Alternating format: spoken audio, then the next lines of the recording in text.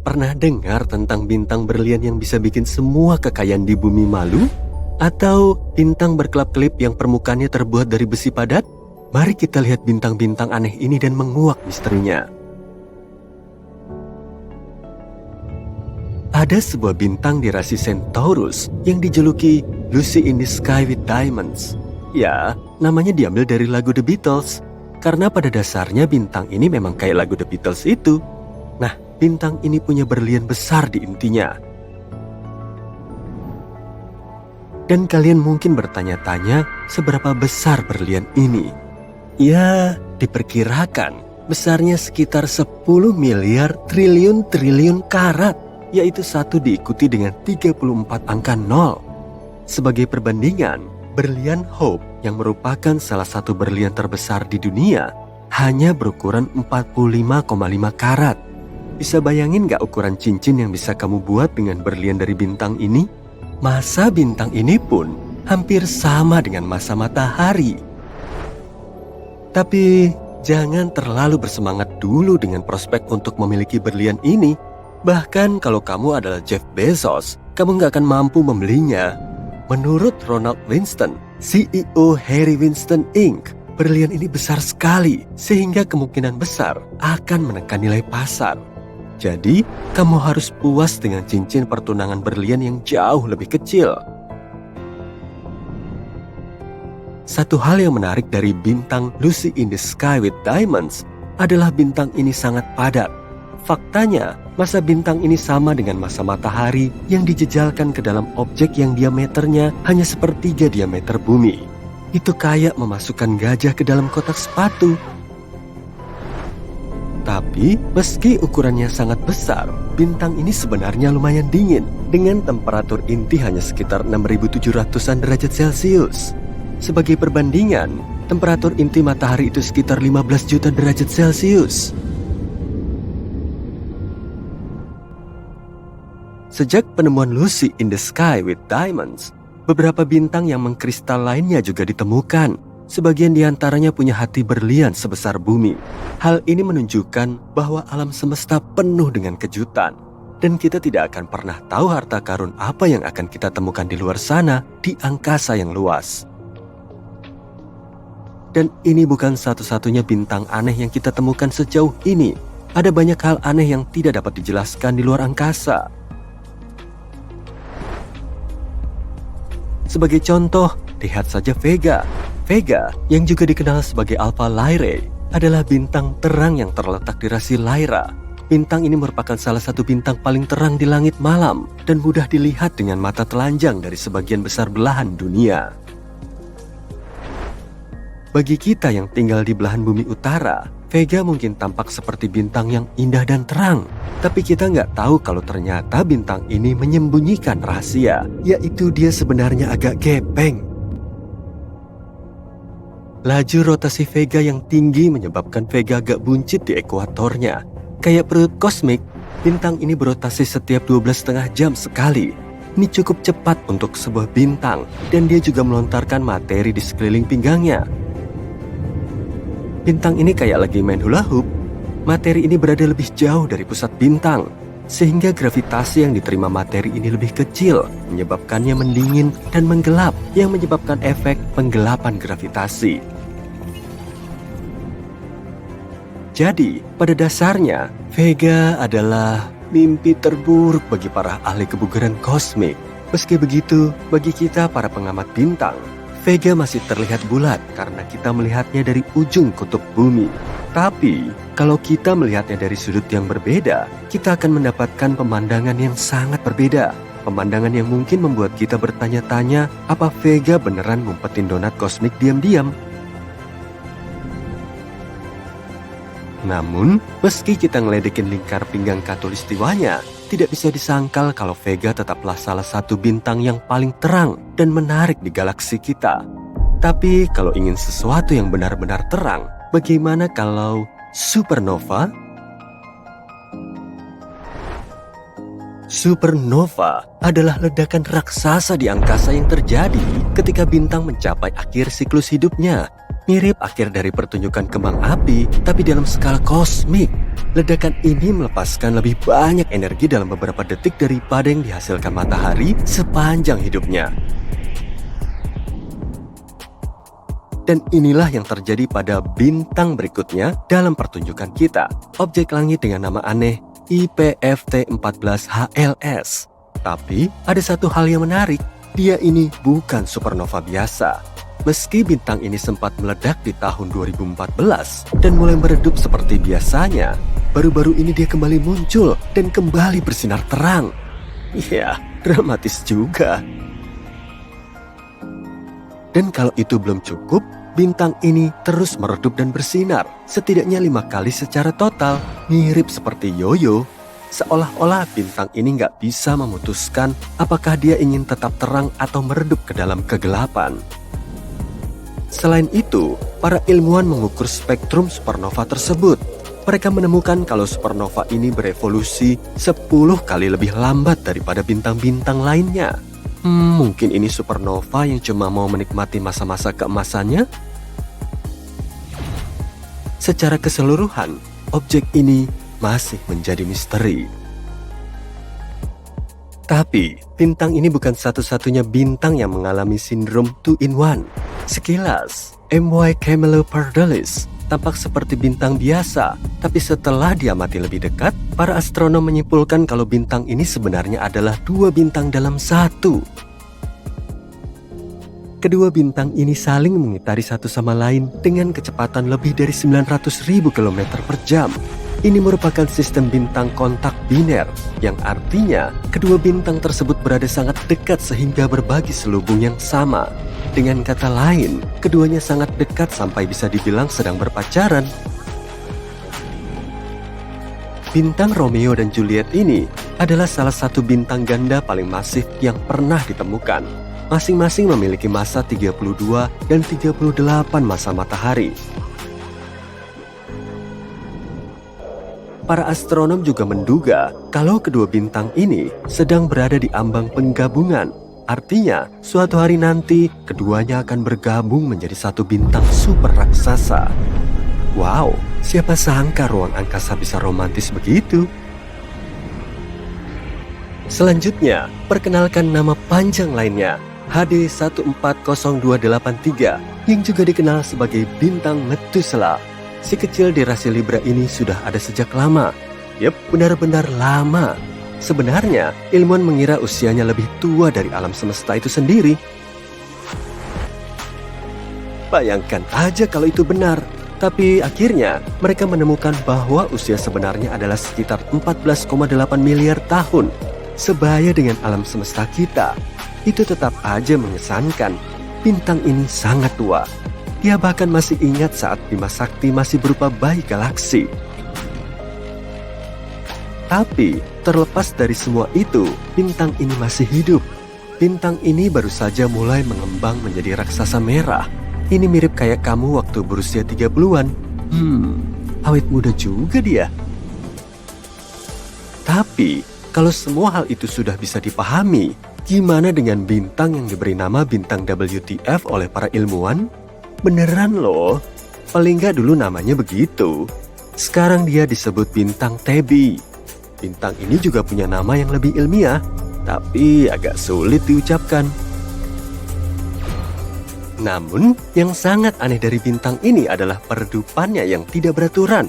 Gak tahu kenapa, bintang ini gak bersinar kayak bintang pada umumnya, melainkan berkedip-kedip, seolah-olah ada orang yang menyalakan dan mematikan senter. Dan itu bukan cuma redup sedikit, penurunan cahayanya bisa sampai 22%. Jadi itu bukan karena terhalang oleh planet atau semacamnya. Ilmuwan telah menemukan berbagai macam penjelasan untuk perilaku aneh ini. Mulai dari komet, debu, hingga megastruktur luar angkasa. Serius? Tapi sebelum imajinasimu jadi terlalu liar, kamu mendarat di permukaan bulan, rasanya nggak biasa. Kamu merasa lebih ringan di sini dan lebih mudah untuk berjalan. Kamu memutuskan untuk mencoba ide obsesifmu melompat di satelit alami bumi itu.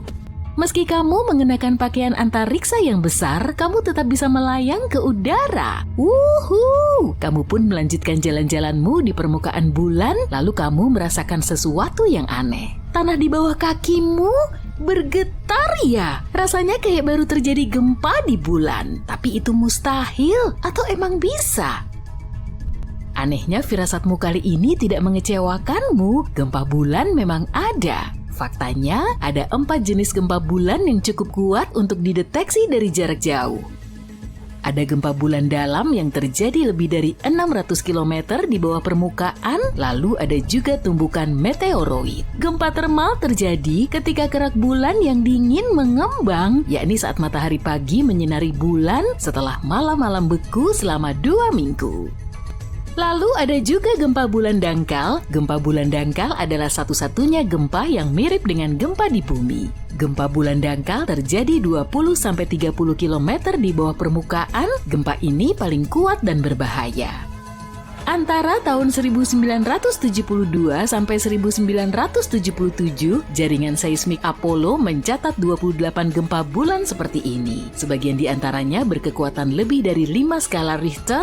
Di bumi, gempa seperti ini cukup kuat untuk meretakkan plester rumah dan memindahkan perabotan berat. Ditambah lagi, gempa bulan dangkal bisa terjadi lebih lama dibandingkan dengan gempa bumi. Sekali terjadi, gempa ini bisa berlangsung hingga 10 menit, sedangkan gempa bumi biasanya berlangsung selama 10 hingga 30 detik. Ilmuwan masih belum yakin apa yang menyebabkan gempa bulan dangkal dan bahkan di mana tepatnya gempa itu terjadi. Salah satu teorinya adalah gempa bulan terjadi di tepi kawah besar yang relatif muda yang mungkin amblas dari waktu ke waktu. Menariknya, bulan dan bumi bukanlah satu-satunya tempat terjadinya gempa. Ilmuwan juga merekam gempa, getaran, dan guncangan di area lain di tata surya kita. Misalnya saja, Merkurius. Beberapa tahun lalu, ilmuwan menemukan kalau planet ini menyusut. Itulah sebabnya planet ini tampak aktif secara tektonik. Atau ambil contoh saja, Venus. Venus merupakan teka-teki tektonik bagi para ahli. Saat ini Venus tidak punya lempeng tektonik dan mungkin tidak akan pernah punya. Tapi permukaannya memiliki lipatan dan patahan dan kelihatannya seperti punya lempeng tektonik. Di sisi lain, fitur-fitur ini mungkin muncul karena proses lain, misalnya aktivitas vulkanik. Tapi meski kita belum pernah mengamati gempa Venus, ilmuwan yakin mereka bisa mendeteksinya karena getarannya tampak seperti riak di atmosfer tebal planet itu.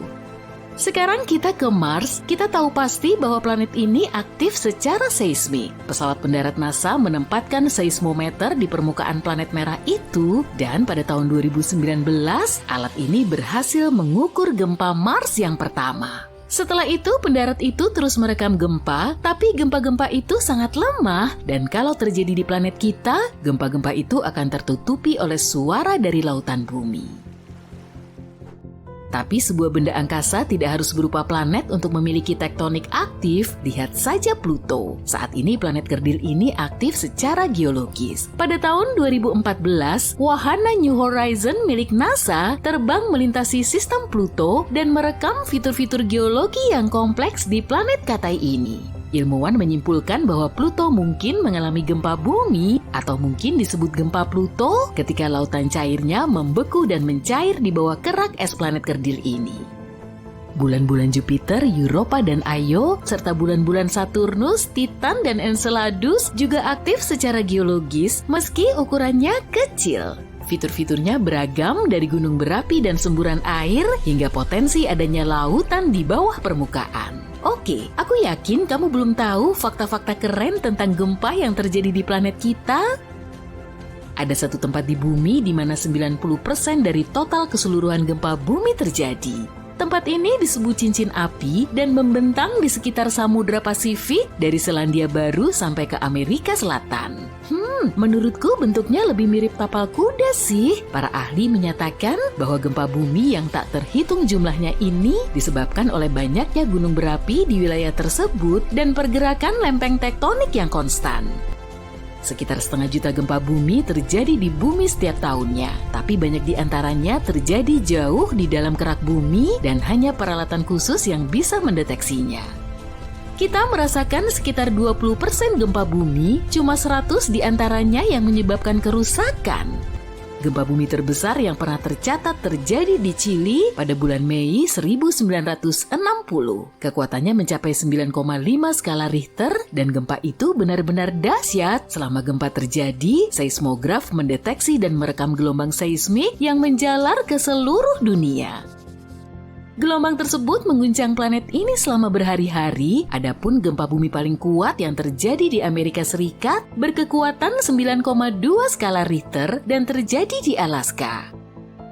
Oh iya, Alaska juga California adalah negara bagian yang paling rawan gempa bumi di Amerika Serikat dan salah satu wilayah yang paling aktif secara seismik di dunia. Gempa berkekuatan 7 skala Richter terjadi di sana hampir setiap tahun. Sebuah gempa bumi besar sebenarnya mampu memperpendek durasi 1 hari. NASA menyatakan bahwa gempa bumi yang sangat besar bisa menggeser poros planet kita dan dengan demikian mengubah durasi hari yang kita jalani. Tapi kita tidak menyadarinya karena perubahan ini diukur dalam mikrodetik. 1 mikrodetik adalah sepersejuta detik. Ilmuwan berpendapat bahwa gempa bumi 9,1 skala Richter yang terjadi pada tahun 2004 di Sumatera memperpendek durasi hari kita sebanyak 6,8 mikrodetik. Para ahli terbaik pun tidak bisa memprediksi gempa bumi. Hal ini sebagian besar karena mekanisme yang memicu gempa berada sangat dalam di bawah tanah. Namun sekarang ini orang-orang sudah mempelajari cara untuk mengetahui waktu yang lebih tepat kapan gempa bumi akan terjadi. Gempa bumi dapat dipicu oleh letusan gunung berapi atau katakanlah tabrakan meteor. Tapi sebagian besar gempa bumi disebabkan oleh pergerakan lempeng tektonik planet kita. Permukaan bumi terdiri dari 15 hingga 20 lempeng tektonik yang terus bergerak. Tekanan meningkat ketika lempeng-lempeng itu bergeser dan ini bisa membuat kerak bumi pecah. San Francisco pun sedang bergerak menuju Los Angeles saat ini. Kecepatan pergerakannya sekitar 5 cm per tahun. Itu sama cepatnya dengan pertumbuhan kuku manusia loh. Hal ini terjadi karena kedua sisi patahan San Andreas, yakni patahan benua yang membentang sepanjang 1.200 km sampai California, saling bergesekan. Jadi dalam beberapa juta tahun lagi, Los Angeles dan San Francisco bisa jadi tetangga. Danau, kolam, dan kanal menjadi sedikit lebih hangat dan mulai berbau sebelum terjadi gempa bumi. Hal ini terjadi karena gas-gas dilepaskan ketika lempeng tektonik bergeser. Sebagian besar hewan merasakan tanda-tanda ini dan mengubah perilakunya. Sebagai contoh, ilmuwan melihat kodok menghilang sebelum gempa bumi di Italia pada tahun 2009. Tapi begitu bencana alam itu berakhir, kodok-kodok itu muncul lagi. Bahkan setelah gempa bumi berakhir, kamu mungkin masih melihat air berguncang di kolam renangmu. Kamu nggak perlu khawatir, ini adalah fenomena yang disebut seis. Air bisa terus berguncang selama berjam-jam setelah gempa berakhir. Sebagai contoh, kolam renang di University of Arizona kehilangan sebagian air akibat seis yang disebabkan oleh gempa bumi di Meksiko yang terjadi 2000-an kilometer jauhnya. Pada tanggal 27 Februari 2010, gempa bumi besar terjadi di Chili. Gempa tersebut berkekuatan 8,8 skala Richter. Akibatnya gerak bumi di wilayah itu terkoyak secara dramatis sampai-sampai sebuah kota bernama... Udara tiba-tiba jadi dingin. Suhu sekitar langsung ngedrop ke bawah 0 derajat Celcius. Tubuh seketika menggigil meski salju nggak terlihat turun. Embun beku muncul di tanah, rumput, dan pepohonan. Es segera mencair, memenuhi cekungan dan membentuk perairan. Orang-orang yang masih kedinginan mulai mendongakkan kepala ke angkasa. Mereka mau mastiin kalau ukuran matahari memang 2 kali lebih kecil dari biasanya. Sang surya jadi kelihatan mirip bintik kecil di kejauhan yang gak bisa menghangatkan bumi.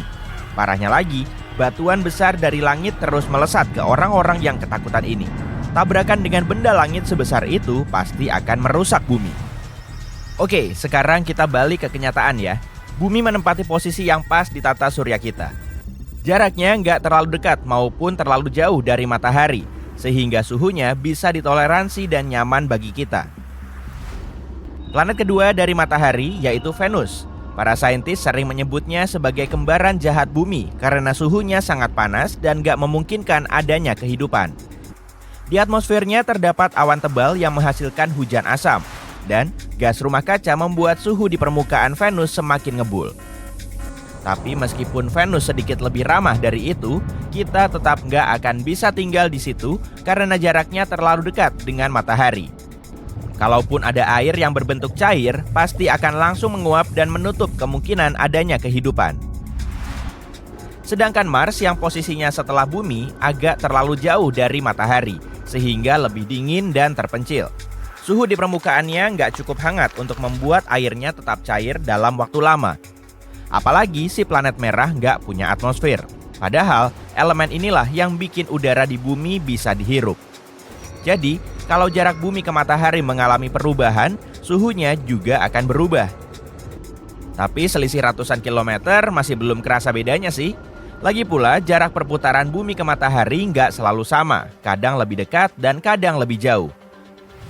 Agar efeknya bisa kerasa, jaraknya harus berubah jutaan kilometer. Kayak kejadian di awal video tadi, matahari akan kelihatan jauh lebih kecil dan jaraknya makin jauh. Suhunya mungkin nggak akan langsung turun karena masih ada cadangan panas. Tapi saat cuacanya makin dingin, laut akan diselimuti es dan permukaannya terus menyusut. Es akan memantulkan banyak panas matahari ke atmosfer dan luar angkasa, yang bikin bumi kita kurang hangat. Saat es bertambah banyak, uap air di udara jadi berkurang. Padahal uap air ini bisa menangkap panas dan membentuk awan. Akibatnya, hujan makin jarang mengguyur. Dengan udara dingin dan minimnya hujan, tumbuhan jadi gampang mati. Area beres dan tanah tandus terus meluas, menyisakan sedikit pinggiran sungai untuk sementara waktu. Setelah beberapa saat, sungai nggak akan mengalir karena membeku atau mengering. Danau dan laut juga ikut beku. Kehidupan di sekitarnya akan musnah. Setelah tumbuhan mati, makhluk hidup lain terkena imbasnya. Bumi kita akan berubah jadi gurun beku. Kamu masih ingat sama batu raksasa yang disebutin di awal video tadi kan? Itu adalah asteroid dari luar angkasa yang muncul karena pergeseran orbit bumi. Sebagai planet terbesar di tata surya, Jupiter bisa melindungi kita dari batuan luar angkasa. Masanya sangat besar, jadi kebanyakan asteroid dari luar angkasa bisa terperangkap oleh gravitasi Jupiter, lalu jatuh ke permukaannya. Di Jupiter nggak ada kehidupan, permukaannya berwujud gas. Jadi semua asteroid yang masuk ke situ akan hilang tanpa bekas. Tapi sebagian asteroid tetap bisa lolos dari Jupiter. Nah, kalau ini gilirannya Mars. Si planet merah akan menahan sabuk asteroid di antara Mars dan Jupiter. Massa kedua planet ini menghasilkan medan gravitasi yang mencegah asteroid terbang ke sembarang arah dan menabrak sembarang objek. Kalau nggak ada Mars di antara bumi dan sabuk asteroid, kita akan lebih sering dihujani meteor daripada hujan biasa. Semisal posisi bumi berada di Mars, maka planet kita akan menjauh ratusan juta kilometer dari matahari. Massa bumi kurang lebih sama dengan Mars, jadi sabuk asteroid nggak akan bergeser. Tapi suhu di dalamnya akan ngedrop dan memicu kepunahan. Kalau bumi kita bergeser tapi Marsnya tetap di tempat, bisa dipastikan akan terjadi bencana. Kedua planet gak akan bisa mengorbit matahari pada kecepatan yang sama karena masanya gak sama. Bumi dan Mars juga akan bertabrakan. Kalau dilihat-lihat dari kecepatannya, kedua planet ini akan hancur dan mungkin akan menghasilkan sabuk asteroid baru di tata surya kita. Kalau bumi mendekati matahari, kita nggak akan bisa apa-apa lagi. Selain besar, matahari juga panas dan nggak bersahabat. Panasnya akan melelehkan gletser di bumi dan menaikkan permukaan air laut secara drastis. Air akan langsung membanjiri sebagian besar benua dan daratan semakin menyusut. Artinya, penyerapan panas terus bertambah sehingga menyebabkan kenaikan suhu. Perairan luas juga cepat menguap, lalu melepaskan banyak uap air dan karbon dioksida ke atmosfer. Karbon dioksida adalah gas rumah kaca yang menyerap panas dan uap air. Kedua zat ini akan menjebak lebih banyak panas matahari dan membentuk awan tebal. Kondisinya mirip banget kayak di Venus, tapi tanpa asam. Lapisan awan tebal ini juga bikin planet kita semakin panas. Pada akhirnya, seluruh permukaan bumi akan terus memanas, hingga kebanyakan makhluk hidup nggak mampu bertahan. hanya segelintir makhluk hidup tahan banting yang bisa bertahan di suhu setinggi itu. Misalnya, hewan gurun. Hujan tetap akan turun sih, tapi nggak bikin suhunya dingin. Tumbuhan akan sulit beradaptasi di lingkungan baru yang bersuhu panas. Tumbuhan di daerah dingin akan cepat layu, kemudian mati, dan akhirnya tumbuhan yang hidup di daerah beriklim sedang sampai tropis juga ikut mati. Bumi akan berubah jadi bola batu yang tandus lagi, tapi kali ini oleh panas. Jarak bumi ke matahari, kemiringannya, kecepatan rotasinya, orbitnya terhadap matahari, dan bahkan kehadiran bulan sebagai satelit alaminya sangat penting bagi kehidupan di bumi. Kalau bumi nggak sedikit miring ke matahari, Khatulistiwa bakal panas banget dan kedua kutubnya bakal dingin banget. Musim juga nggak akan berganti. Yang ada cuma musim panas dan musim dingin berkepanjangan. Planet kita mendapat panas secara merata dari segala sisi dengan kemiringan dan rotasinya sekarang. Jadi mirip kayak barbeque yang lagi dipanggang. Saat salah satu sisinya menghadap matahari, sisi lainnya gelap dan dingin. Kalau nggak ada perbedaan siang dan malam, kita mungkin cuma bisa menempati beberapa area dengan senja berkepanjangan. Bayangin aja, hidup tanpa matahari terbit dan terbenam, pasti bakal suram banget. Bumi sudah bikin kita nyaman dengan kondisi normalnya, iya kan? Lihat langit di malam berbintang, kamu akan melihat ribuan titik kecil di sana. Kayaknya titik-titik itu tetap di satu tempat, tapi sebetulnya selalu bergerak. Dalam 100.000 tahun, nggak akan ada lagi rasi bintang dengan bentuk atau pola yang sama dengan yang kita kenal sekarang. Dan pikirkan semua katai merah, bintang kecil, planet, benda angkasa yang nggak tampak tanpa alat bantu pandang. Bintang-bintang katai merah itu keren banget loh. Biasanya berukuran sekitar setengah dari matahari kita, dan intensitas cahayanya 1/10-nya. Mungkin katai merah bukan yang paling terang di langit, tapi umurnya bisa sangat panjang. Reaksi fusi nuklir terjadi jauh di dalam inti bintang. Itu yang membuatnya bersinar. Bintang-bintang besar melepaskan sejumlah besar energi, membakar bahan bakar bintangnya. Tapi, bintang semacam itu cenderung menghabiskan semua bahan bakarnya cuma dalam beberapa juta tahun. Bintang-bintang kayak matahari kita biasanya hidup sampai 10 miliar tahun. Tapi, katai merah nggak memakai bahan bakar sebanyak itu. Sinarnya nggak begitu terang dan nggak butuh banyak energi untuk mendukung keberadaannya. Katai merah mirip mobil hemat energi, karena itu bisa bertahan sampai ratusan miliar tahun. Sebagian katai merah terkecil mungkin hidup sampai 10 triliun tahun. Sebagian besar hidrogen dalam bintang mirip matahari, tetap tak terpakai. Gas ini lebih banyak terdapat di atmosfer dibanding dalam inti bintang tipe itu. Artinya, hidrogen nggak terlibat dalam reaksi fusi. Lain halnya dengan katai merah. Katai merah mengedarkan plasma di seluruh bintang. Bintang ini menarik hidrogen baru dari lapisan luar ke dalam intinya. Itu yang membuat reaksi fusi tetap berjalan. Suatu hari, jauh di masa depan, bintang-bintang seperti matahari kita akan kehabisan bahan bakar dan mati. Alam semesta akan penuh katai merah kecil. Mereka nggak akan punya cukup energi untuk bersinar dan menerangi ruang di sekitarnya. Keturunan kita, kalau ada, akan mewarisi alam semesta gelap dan redup. Ketika menua, matahari akan membesar sehingga akan menghancurkan planet-planet di dekatnya. Pertama, Merkurius, lalu Venus, lalu kita. Di sisi lain, mungkin bumi akan bertahan, tapi kemungkinannya kecil dan nggak lama. Matahari akan membakarnya sampai garing ketika planet kita mendekat. Planet-planet luar tata surya juga akan selamat, tapi mereka akan bergerak makin jauh memasuki ruang angkasa. Matahari akan kehilangan sebagian masanya saat ukurannya membesar. Tarikan gravitasinya menentukan orbit planet-planet. Ketika bintang kita menjadi kurang masif, gravitasinya juga akan melemah, dan planet-planet luar nggak akan punya ikatan kuat dengan matahari. Tata surya kita nggak terisolasi. Ada banyak bintang lain dalam galaksi kita. Dalam 30 miliar tahun, bintang-bintang yang beredar di dekatnya akan mengacau planet luar, lalu dengan cepat melontarkan semua planet terbesar keluar dari tata surya. Planet terakhir akan tinggal agak lebih lama, mungkin 100 miliar tahun. Tapi planet ini pun lambat laun akan ditendang dari tata surya. Ada teori yang mengatakan bahwa kita memperoleh sebagian besar air di planet ini dari meteorit dan komet bermuatan es, juga bola es dan debu beku. Ketika mereka menabrak bumi muda, mungkin mereka membawa air yang diperlukan untuk pembentukan kehidupan.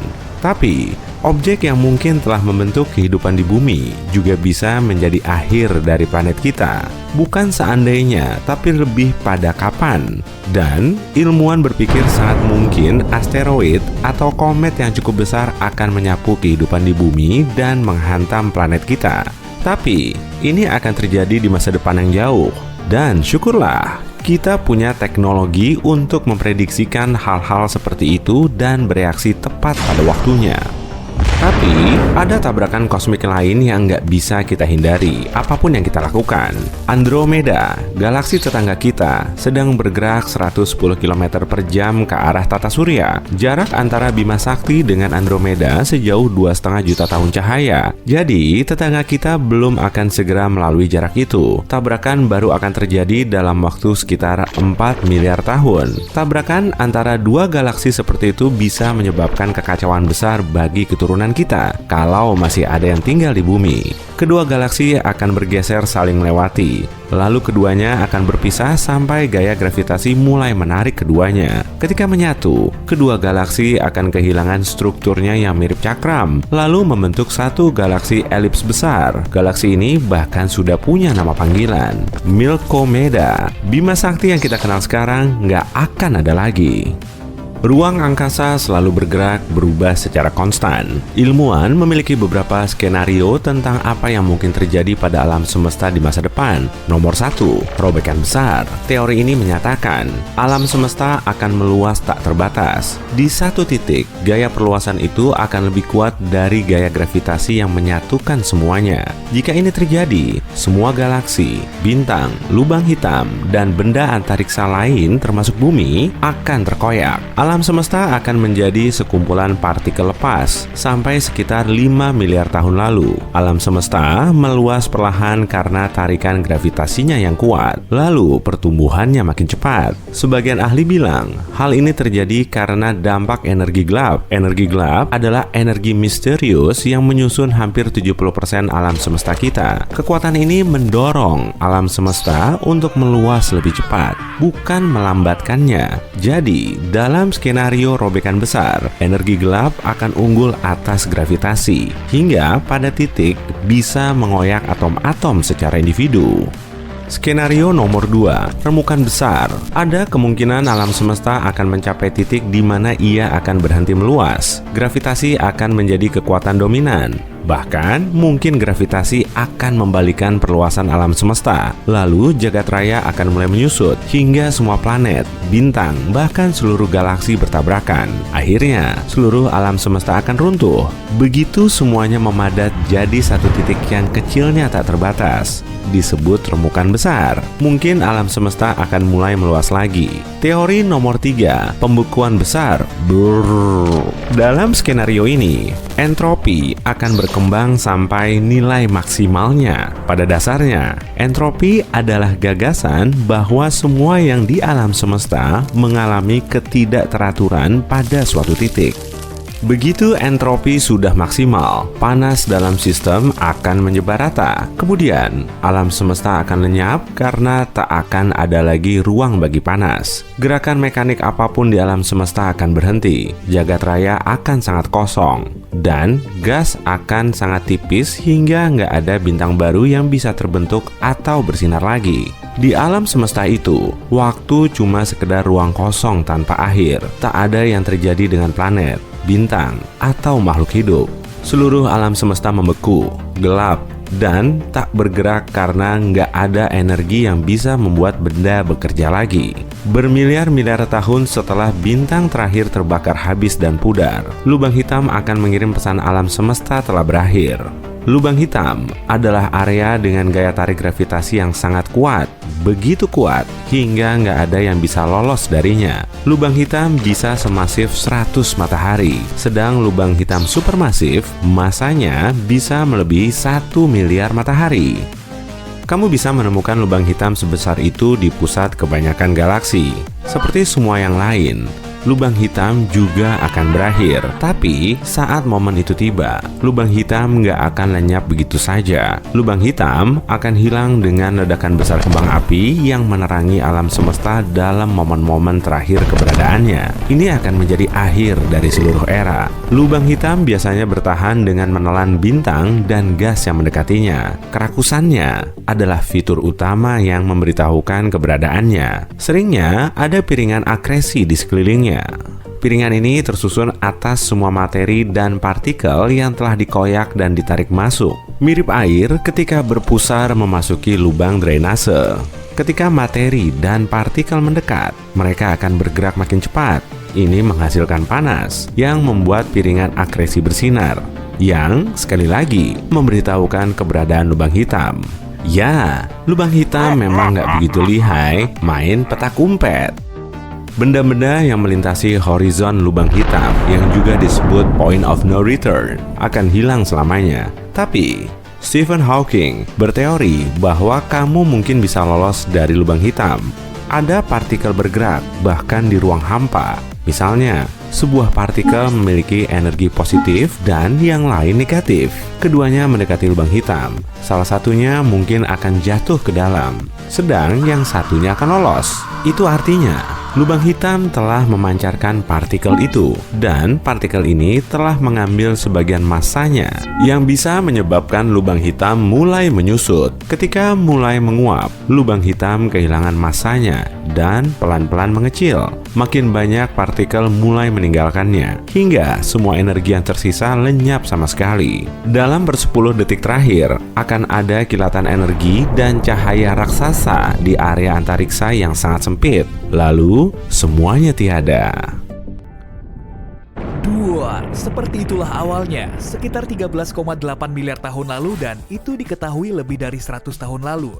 Semua yang kita lihat di ruang angkasa sekarang, planet, asteroid, komet, bintang, awalnya tidak ada di sana. Pada 1920-an, para astronom memiliki gagasan bahwa dulu alam semesta hanya satu titik. Titik yang sangat panas, sampai triliunan derajat, tersusun rapat dan padat yang membentang dan meluas dengan sangat cepat. Sebuah materi yang mulai berterbangan ke segala arah dengan kecepatan cahaya pada satu momen tertentu. Big Bang itu benar-benar kacau, penuh partikel super kecil yang tercampur energi dan cahaya. Ya, kacau sekali. Tapi tetap saja, dalam menit pertama setelah Big Bang, cikal bakal dari semua yang akan muncul nantinya hampir selesai. Suhunya panas hanya pada saat ledakan dahsyat ini. Begitu perluasan dimulai, alam semesta mulai mendingin. Mirip dengan saat gas mendingin ketika kamu menyemprotnya dari kaleng aerosol. Selama proses itu, energi membeku seperti air yang membeku menjadi es. Di sini, energi murni membeku dan memadat menjadi materi. 1 menit setelah ledakan, proses pendinginan masih terjadi dengan sangat cepat dan terjadi di mana-mana sekaligus. Karena alam semesta tidak punya ujung. Semesta bukan sekedar titik padat lagi, dasar untuk perluasan lebih lanjut dan segala hal yang akan datang terbentuk. Ingat partikel kecil dari tahap ledakan pertama alam semesta tadi? Partikel-partikel itu kini mulai bersatu dan membentuk atom helium dan hidrogen. Pembentukan sebagian besar helium dan semua hidrogen di ruang angkasa butuh sekitar 3 menit. Kedua unsur ini adalah unsur paling umum dan materi dasar yang kemudian membentuk galaksi dan bintang pertama. Tapi hanya karena cikal bakalnya selesai, bukan berarti penciptaan alam semesta berhenti setelah beberapa menit pertama itu. Memang setelah itu tidak ada unsur baru yang tercipta selama jutaan tahun. Itu sebabnya versi awal alam semesta adalah helium, hidrogen, dan energi. Tapi pada akhirnya, atom perlahan mulai bersatu, yang menciptakan galaksi dan bintang setelah sekian lama. Awan helium dan hidrogen menyatu dan berubah menjadi bintang yang memiliki gaya gravitasi.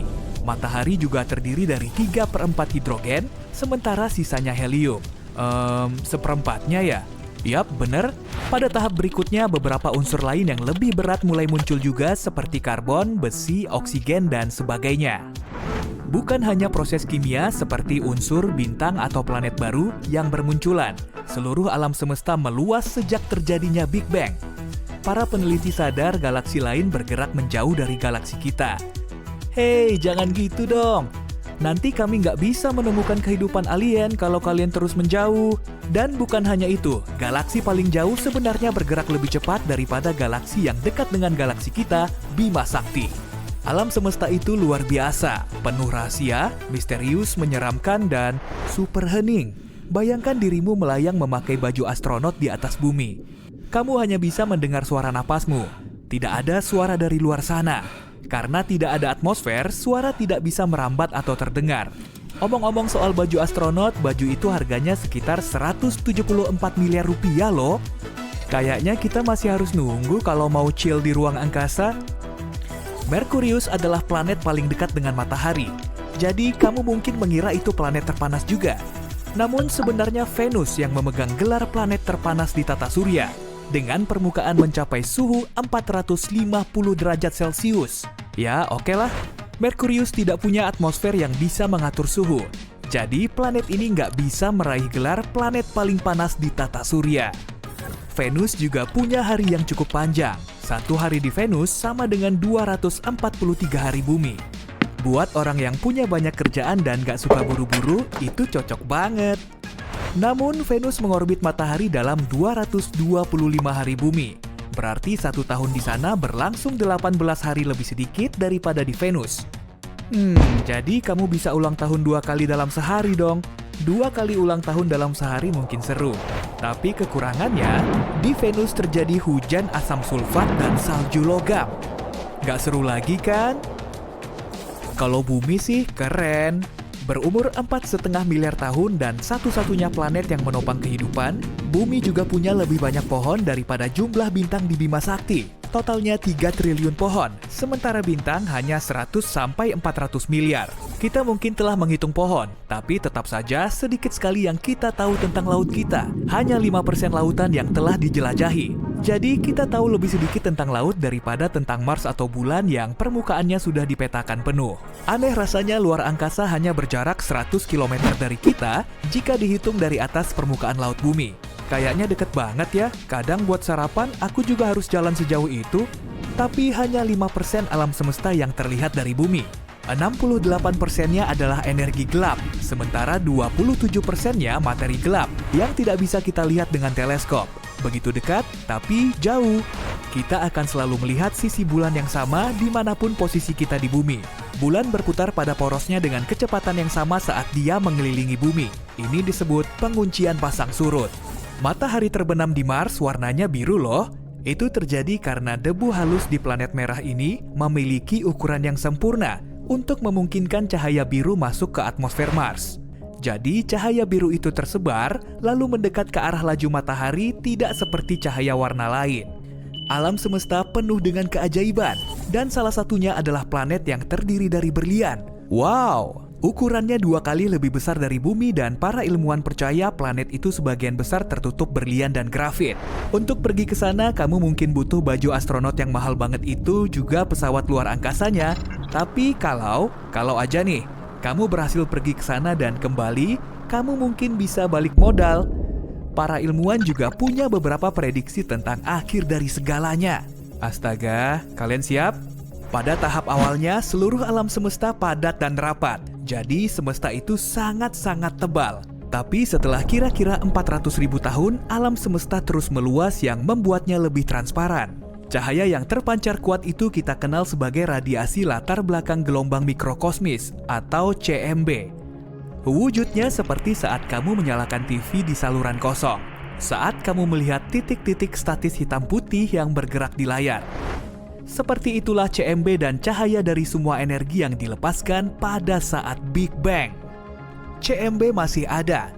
Para astronom bisa melihatnya lewat teleskop gelombang mikro.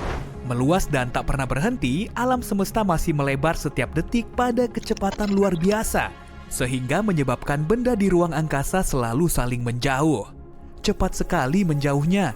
Kita tahu karena matahari dari galaksi lain tampak lebih merah dari seharusnya. Ini disebut pergeseran merah, dan ini terjadi saat sumber cahaya bergerak menjauh dari orang yang mengamatinya. Lalu ada gravitasi. Gravitasi menarik semua benda di alam semesta ke satu sama lain. Ini menjadi alasan planet-planet terus mengelilingi matahari atau kenapa tata surya kita mengelilingi pusat Bima Sakti. Itu sebabnya kita menginjak tanah, sementara di ruang angkasa kita melayang karena tidak ada gravitasi di sana. Dengan mengingat ini, para ilmuwan punya gagasan bahwa kelak alam semesta akan bergerak ke arah berlawanan dan mulai menyusut kembali, yang akan kita kenal sebagai Big Crunch atau remukan besar. Terjadi atau tidak, semua bergantung pada tipe alam semesta kita. Jika terbuka, alam semesta akan terus meluas dan tidak akan ada yang menghentikannya. Tapi seiring waktu saat semesta meregang, kepadatannya akan menjadi sangat rendah. Sampai galaksi tak akan bisa membentuk bintang baru dan bintang yang sudah ada akan punah. Saat ruang angkasa kehilangan semua cahaya dan panasnya, kehidupan akan musnah. Alam semesta akan terus dingin dan akan terus meluas menjadi kegelapan tak berujung. Lalu, entah ada Big Crunch atau tidak, boom, semuanya hilang. Hey, untungnya masih ada miliaran tahun lagi ya.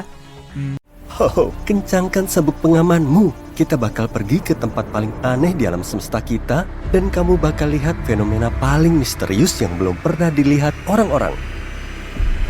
Baru-baru ini, para astronom menemukan bahwa lubang hitam supermasif di pusat galaksi Bima Sakti mungkin bocor. Tapi apa dampaknya? Kemungkinan lubang hitam ini yang disebut Sagittarius A Star yang masanya 4,1 juta kali masa matahari kita bukanlah lubang hitam raksasa tidur seperti perkiraan dulu, melainkan mungkin masih aktif, dan kebocoran yang dicatat oleh para ilmuwan mungkin adalah cegukan lubang hitam saat menelan awan gas.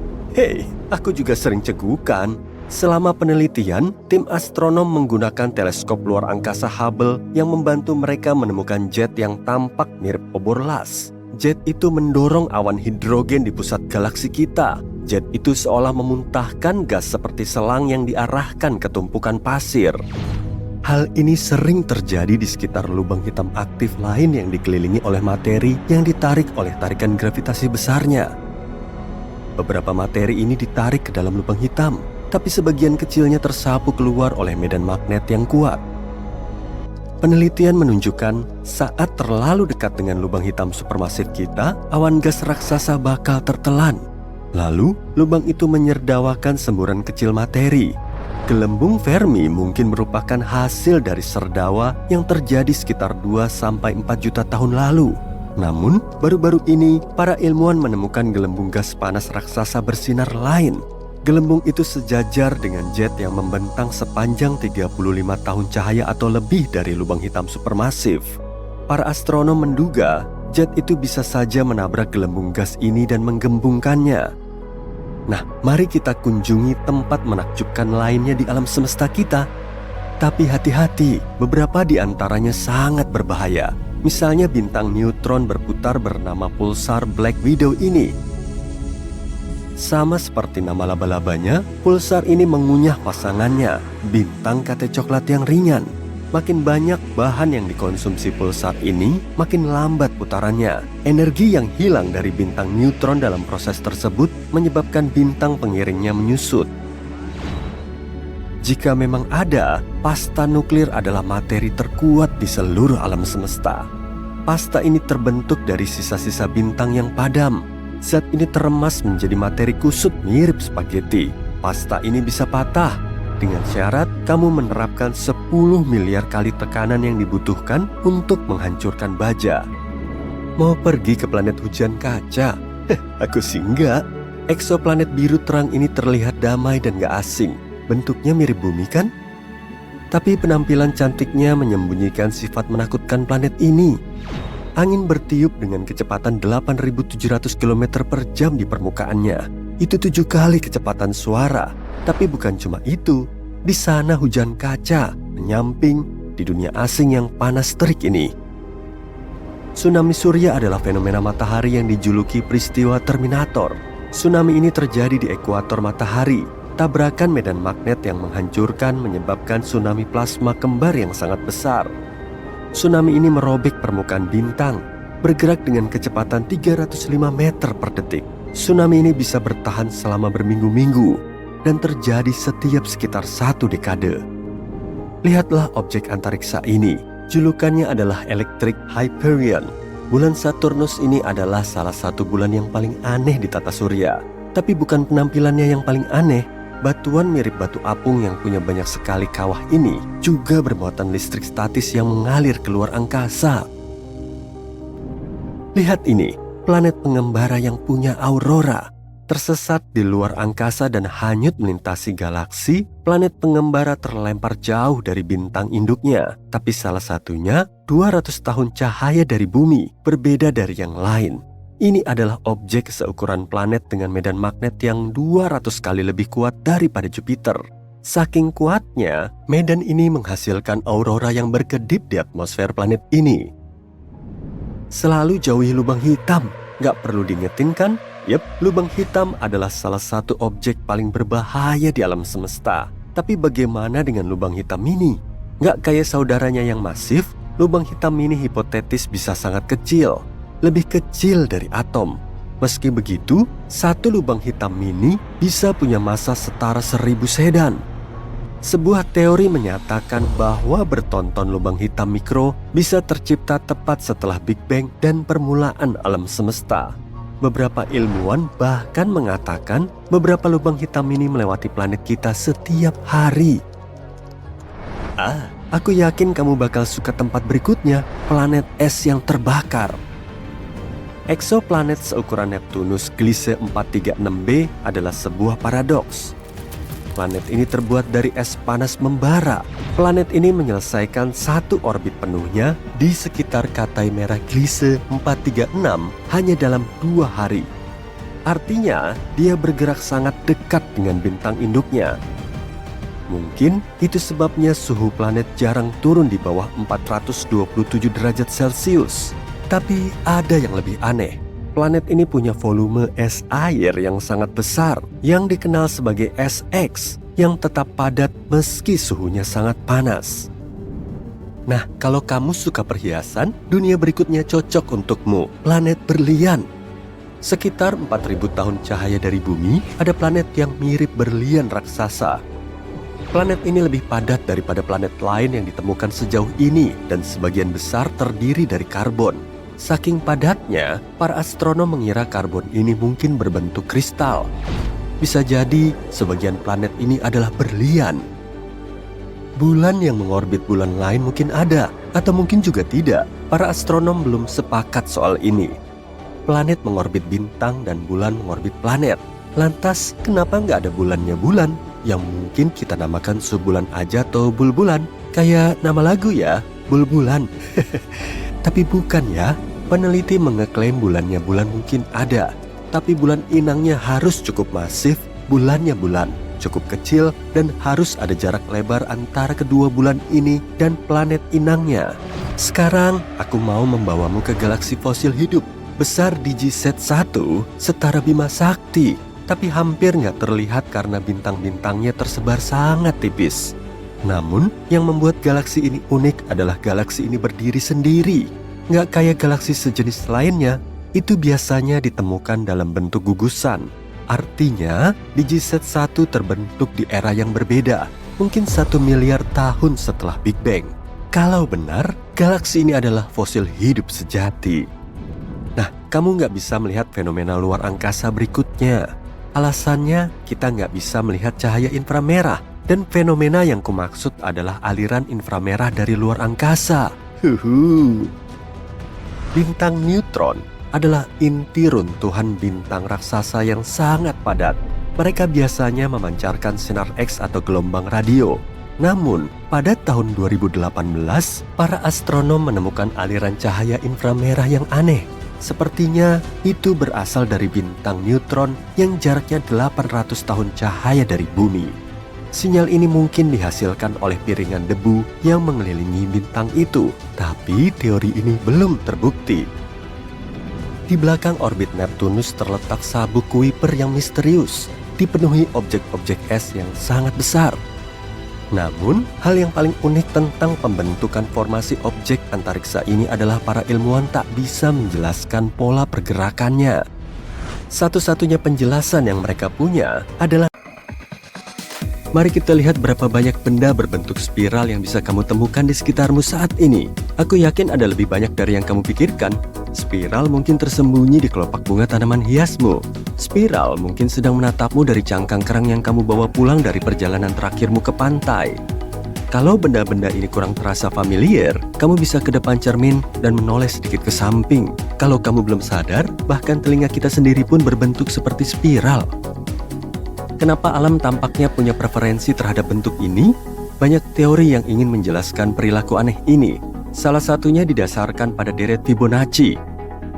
Matematikawan Italia ini pada awalnya nggak terlalu peduli dengan spiral. Dia sedang mempelajari kelinci ketika menemukan teori ini. Fibonacci menemukan deret ini sebagai solusi untuk masalah yang melibatkan pertumbuhan populasi kelinci. Mari kita buat ulang eksperimennya. Kalau kamu meletakkan sepasang kelinci di ruang tertutup, berapa pasang kelinci yang akan kamu temukan di sana setelah 1 tahun? Untuk memecahkan masalah ini, Fibonacci mengajukan beberapa kondisi untuk eksperimen teoritisnya, bahwa semua kelinci dilahirkan sebagai pasangan, 1 jantan, 1 betina. Kelinci-kelinci tersebut juga mulai bereproduksi setelah 1 bulan. Selain itu, setiap pasangan kelinci menghasilkan 1 pasang anak setiap bulannya. Dan yang terakhir, tidak ada kelinci yang mati di akhir tahun. Dengan menggunakan asumsi-asumsi ini, Fibonacci melihat deret angka ini. 1, 1, 2, 3, 5, 8, 13, 21, 34, 55, 89, 144, dan seterusnya. 2 angka pertama dalam deret ini yakni 11 mewakili pasangan kelinci pertama. Angka berikutnya 2 menunjukkan jumlah pasangan kelinci setelah bulan pertama. 1 pasang kelinci pertama ditambah 1 pasang keturunan.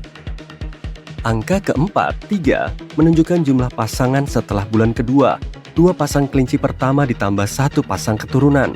Dan seterusnya. Dia segera menyadari bahwa deretnya terdiri dari angka-angka di mana setiap angka adalah jumlah dari 2 angka sebelumnya. Banyak ahli matematika lain telah meneliti deret ini selama bertahun-tahun. Mereka terkejut ketika menemukan bahwa sistem ini ditemukan dalam banyak struktur alami, seperti susunan daun pada batang dan susunan biji pada bunga matahari. Kalau kamu nggak paham kenapa seperti itu, ambil selembar kertas dan pulpen. Mari kita coba menggambar spiral Fibonacci. Kamu harus memulai dengan lingkaran kecil di tengah halaman, dan kemudian menggambar lingkaran yang lebih besar di sekelilingnya tanpa mengangkat pulpen dari kertas, dengan menggunakan angka-angka dari deret Fibonacci. Contohnya, lingkaran pertama punya lebar 0 unit, lingkaran kedua punya lebar 1 unit, lingkaran ketiga punya lebar 1 unit, dan seterusnya. Selagi kamu terus menambahkan lebih banyak lingkaran, lingkaran-lingkaran tersebut akan menyatu dengan sempurna hingga membentuk spiral. Spiral ini akan semakin besar dan besar, tapi selalu mengikuti pola yang sama berdasarkan deret Fibonacci. Ahli spiral terkenal lainnya adalah seorang pria bernama James Bell Pettigrew. Dia adalah seorang naturalis Skotlandia yang terpesona oleh misteri bentuk spiral yang dia lihat hampir di semua tempat di alam. Dia mempelajarinya dalam semua skala, dari nebula raksasa di ruang angkasa hingga molekul kecil. Meski telah melakukan penelitian, dia tidak menemukan dari mana spiral itu berasal. Dia yakin bahwa itu tidak mungkin hanya secara fisik, dan dia percaya bahwa organ-organ pada tanaman dan hewan tidak hanya berbentuk seperti spiral, tapi juga bekerja dengan cara spiral. Pusat dari penelitian seumur hidup tentang bentuk unik ini adalah jantung manusia. Pettigrew percaya bahwa struktur spiral jantung adalah pusat misteri dari semua misteri. Dia juga berpikir bahwa bentuk ini merupakan penyebab kontraksi otot dan darah yang mengalir di dalam jantung kita. Alasan kenapa spiral tampak ada di mana-mana mungkin sangat sederhana, efisiensi. Lihatlah bunga matahari sebagai contohnya. Bunga ini tahu cara untuk memajang bijinya sehingga bisa terpapar sinar matahari secara merata tanpa membuang-buang tempat dan tanpa membatasi pertumbuhannya. Tangga spiral juga contoh yang bagus. Tangga ini bekerja lebih baik. Kamu lebih mudah menaikinya dan tidak memakan banyak tempat dibandingkan tangga biasa. Kita juga mungkin lebih cenderung memperhatikan bentuk ini daripada bentuk lainnya. Ini karena bentuk spiral atau proporsinya secara estetika lebih menyenangkan bagi mata manusia. Inilah alasan kenapa desainer interior, seniman, atau ilustrator sering menggunakan prinsip-prinsip ini dalam karya mereka. Simbol spiral juga merupakan simbol tertua yang ditemukan di setiap benua yang punya peradaban. Beberapa sejarawan yakin bahwa spiral dalam seni Asia mungkin mewakili matahari, seperti yang ditemukan pada atap dari dinasti Tang di dekat kota kuno Chang'an. Bentuk ini juga sering ditemukan di lokasi pemakaman, dan para ilmuwan percaya bahwa matahari merepresentasikan siklus kehidupan, bagaimana kita meninggal dan kemudian terlahir kembali. Ini mungkin karena di beberapa peradaban kuno, orang percaya bahwa matahari lahir setiap hari, padam setiap malam, dan terlahir kembali keesokan harinya. Kamu mungkin juga pernah menemukan spiral sebagai simbol hipnotis dan sakit kepala. Gak ada bukti nyata bahwa kamu bisa menghipnotis seseorang dengan membuat dia menatap spiral selama waktu tertentu. Tapi efeknya pada kemampuan kita untuk fokus dan saraf optik kita sangat signifikan. Setelah kamu menatap spiral yang berputar selama beberapa waktu, kamu akan melihat benda-benda menjadi lebih kecil atau lebih besar, tergantung pada arah putarannya. Gak heran kalau sebagian orang merasa sensasi ini menghipnotis. Salah satu ciri khas DNA adalah bentuknya yang spiral. Bentuk ini juga disebut heliks ganda. Heliks ganda terbentuk ketika dua untai DNA saling berpilin, seperti tangga yang diputar menjadi bentuk spiral. Ada banyak alasan kenapa bentuk spiral ini penting. Pertama, bentuk spiral memungkinkan DNA jadi ringkas dan efisien. Heliks ganda dapat mengemas banyak informasi genetik ke dalam ruang yang kecil, sehingga memungkinkan sel untuk menyimpan materi genetik dalam jumlah yang sangat banyak di area yang kecil. Kedua, bentuk spiral memungkinkan DNA untuk menjadi fleksibel dan responsif terhadap perubahan di lingkungan kita. Karena heliks ganda terdiri dari dua untai yang dapat bergerak relatif satu sama lain, DNA kita dapat berubah bentuk. Terakhir, bentuk spiral DNA memungkinkannya untuk berinteraksi dengan molekul lain di dalam sel. Mari kita lihat gambaran besarnya. Maksudku yang terbesar dari semuanya, yaitu galaksi-galaksi yang ada di alam semesta kita. Galaksi-galaksi itu juga berbentuk spiral karena rotasi dan adanya materi gelap. Ketika galaksi berputar, bintang-bintang dan awan gas di dalam galaksi bergerak melingkar mengelilingi pusatnya. Gerakan ini menciptakan bentuk spiral karena bintang-bintang dan awan gas ditarik ke arah pusat sistem. Selain itu, keberadaan materi gelap yang merupakan jenis materi yang tidak berinteraksi dengan cahaya menciptakan gaya gravitasi yang membantu membentuk galaksi menjadi spiral. Tapi kamu nggak perlu melihat sejauh itu untuk memahami kenapa spiral itu penting. Pembuka botol yang praktis itu juga berbentuk spiral karena memudahkan kamu untuk membuka botol anggur. Sekrup yang kamu bor ke dinding untuk menggantung gambar juga berbentuk spiral. Ini bikin cengkeraman skrup lebih kuat dan lebih stabil. Punya buku catatan di meja? Halaman-halamannya mungkin disatukan oleh kawat spiral. Ini memudahkan kamu untuk menelusuri buku catatan tanpa merusak halamannya. Bahkan helai rambutmu pun mungkin punya bentuk yang keriting. Semakin ikal rambutnya, maka akan semakin kering. Ini berarti sebum dari kulit